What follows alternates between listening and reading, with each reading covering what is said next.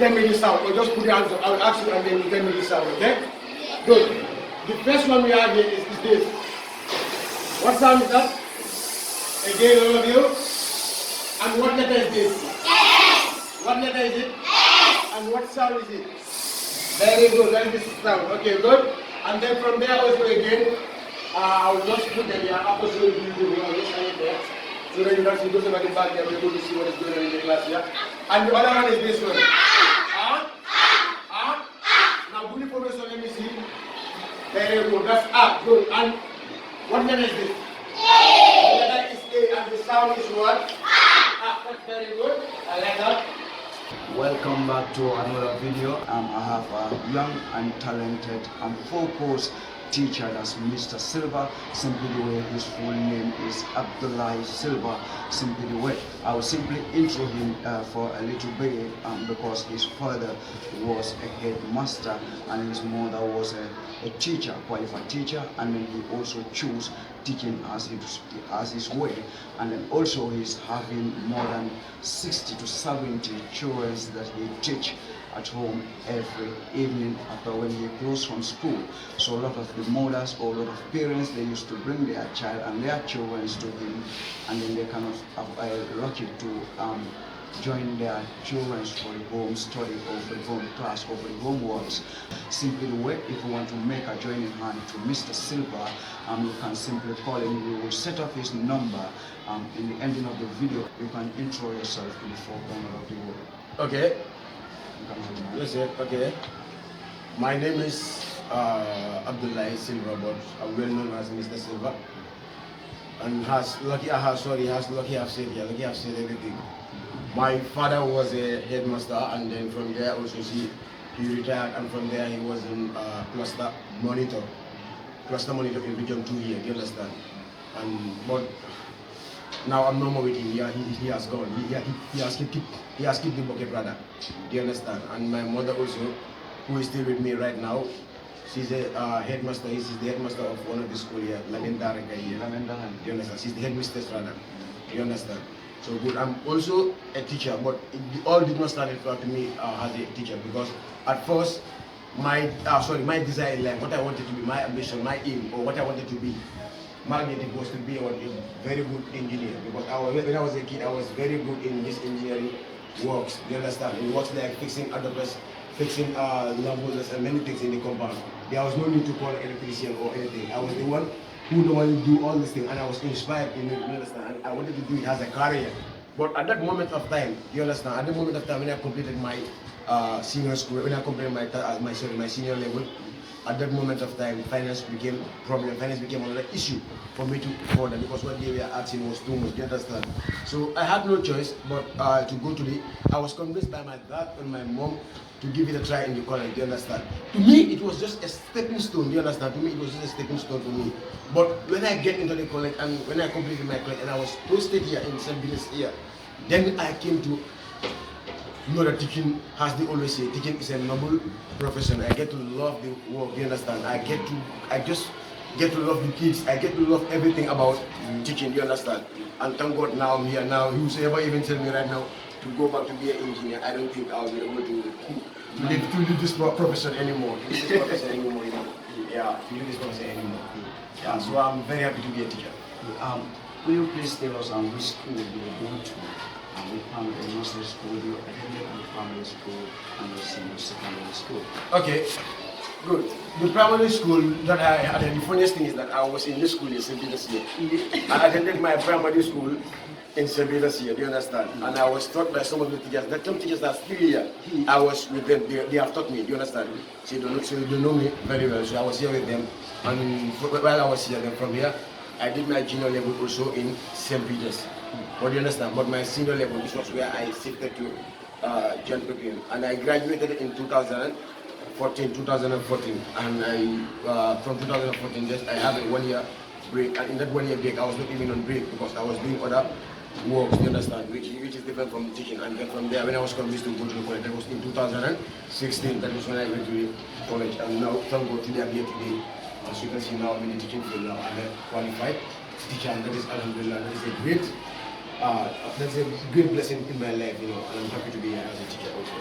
Okay. I want to ask you, when you are with your children, remember when you are teaching them, what kind of feeling you have between you and them? Well, we get connected. If you watch the video, if you watch the video very well, you are going to realize that I get connected with the kids. And teaching is all about that. Teaching, if you are as a teacher, you should know how to connect with your kids. You understand? Especially if you are handling a class of this number. Look, just take a video and look at the number of the class here. Yeah, it's quite a large number. Do you understand? And teaching a number like this in a class is always not easy. It's a big challenge. Yeah, it's a big challenge. You able to know how many kids are there and you know their names. Yes. That's very clear. Yes, because in my class here right now, I have here 26 girls and I have 30 boys. 30 boys. That is about 56. I have 56 right now. Yes, right now I have 56 in my class here. That is, I have 26 girls and I have 30 boys in my class here. And it's, as a teacher, one qualities of a teacher is that you should know everybody in your class. You should not be calling them like, hey. That's not a good way, because I've been seeing that it's not a good thing. You should use their names, try and be using their names to call them.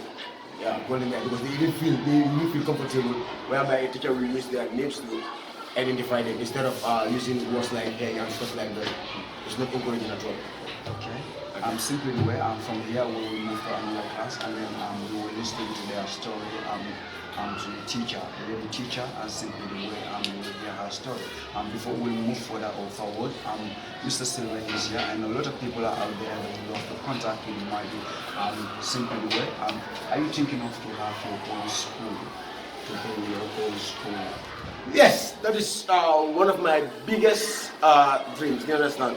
But at first I want to further my education, you understand? But I want to further my education so that I'll be prepared one day to open my own school, because I want to manage my own school, whereby I will not have a bigger number like this, but I will have a less number, because it's even easier to manage these kids when they are less in the class. Because sometimes, let's say that I have a class of 57, you understand? And in this 57, I have to cover a syllabus. And this syllabus, because at the end of every term, we have exams, you understand, and we have places to cover. And it's always very, very challenging to cover those places, because you have people in your class, they come from different environments, you understand? And they are here, and some people, their level of understanding is very different from others. Others, it's just a matter of explaining one time and they just have it in their head, you understand? But others, you have to go through a lot, you have to keep on explaining, and you have to do so many things before you have it in their head, which is very, very difficult, which is very, very challenging. But at the end of the day, those who are setting questions, they will not know whether you have completed that syllabus, you have completed what is supposed to be treated in that particular term. But instead, they just set questions, and this time sometimes reflect back, it affects the kids, so it's always challenging. But if I am able to, if I have this sponsor and I'm able to open my own school, I know that it's going to be quite different from this, because I will, because here, in fact, the reason we are having all these things is because we don't have enough classrooms here. Because we don't have enough classrooms. And if I even see that in my class here, there's not a cupboard here, and we're having textbooks here. And these drawers here are not enough to keep all the books there. Sometimes I have to take my books sometimes to other classes. I have to take my books sometimes to other classes, because there are cupboards there. But in my class, they are going to realize that there's no cupboard here. So it's very, very challenging. It's very challenging. And with this number. Before moving on, I would love to ask some of your students, to 5 students, after their educational career, what they would love to do. And then people they would love to hear the voice of your student or the voice of the children out there. Simply, before we move further, what is your last word or your last advice to our Gambian sisters or brothers out there, or African brothers? Because we sit and read to that, many people are saying that Gambia is hard or Africa is hard or Gambia is difficult. We sit and read to that, it's true, but anywhere in the world is hard, and anywhere in the world there's inequality. But when we sit and we read to that, we have to repatriate to Africa, or make a journey plan to develop Africa forward. What do you have to say to people out there to repatriate to Africa? Well, you Gambians have to understand that in life, nothing comes easy. Whatever you desire in life, or whatever you want in life, you have to work for it, you understand? It's good to have dreams. It's good to have dreams. There's nothing wrong to have dreams, you understand? But you're going to have dreams at the end of the day. Many people in Gambia, we all have dreams. We have bigger dreams, you understand? We have bigger dreams, but at the end of the day, now to fulfilling this dream or working towards this dream is always a problem. That is where the problem lies. They have a dream, but they don't want to work. Do you understand? And all I will tell to my Gambian brothers and Gambian sisters out there is nothing is impossible, and only you can stop you from achieving your dreams. Everybody is born to be great. We are all special. We are all born to be great. You understand? But it's only you that can stop you from achieving what you really want in life. Okay, now imagine that you are you are thinking to start a business. Imagine you are thinking of starting a business, and all you have is just 2,000 that is with you. I'm just saying, all you have that is just 2,000 that is with you. But you instead here are thinking of a problem of, let's say, 100,000 or 200,000 or 300,000. Why not start your business with that 2,000 that you have? And I know that with time you are going to have that 100,000 or that 200,000 or that 1 million that you are always thinking or that you are always dreaming about. That you are always dreaming of. So this is what I believe, and I'm telling everybody out there, being a male or a female, especially girls have to try by all means to get the education, because girls education right now and in this moment in this generation we are, is very, very important. Because I realize that it's always a problem, especially now we males. We are going to say we don't want a wife who is uneducated, you understand? We all want that wife who is educated or who is doing something, but not somebody that you are going to marry. At the end of the day, you will only be taking care of your kids. Although it's important, it's very good to take care of my kids, you understand? But it's also very good that at the end of the day, you have to go and work and do something while I'm bringing something for the family. It's a joint thing. So I believe that Gambians, it's high time. It's high time. Yeah, it's high time for us to make a change. The change does not start within the government. The change starts within us. Yeah, within us. And I believe that we are the ones who should make this change, who should take this step, who should be bold enough and take this step. And remember that I said that nobody can stop you. It's only you that can stop you from achieving what is meant for you. But everybody is born to be great. That's my belief. And you always have to stay starting somewhere. Yeah, the starting point is always the problem. But if you start somewhere, you surely know where you are heading to. Yeah. Simply the way I will be on the camera here, and then Dauda will be reaching actually students. What will be their biggest dream of their educational career? So this is Nice Gambia, Best Gambia. We always cover the best out of the rest. So subscribe to be part of the Boss 10K subscribers too. I'm part of the people who love to develop African food. Yeah, you people are really doing a good job, Nice Gambia. I mean, you should keep doing this, because this is very, very. What you do is like you bring the potential, you bring out the skills out of us. You try to show us how great we can be. Do you understand? And you coming out here, I really appreciate you today, taking your time and being here with me today. Yeah, I really appreciate it. You are doing a good work, and I pray that God shall continue guiding you and blessing you, and shall we get bigger and bigger. Surprise to just watch and subscribe and enjoy the video. Enjoy the video. Yeah.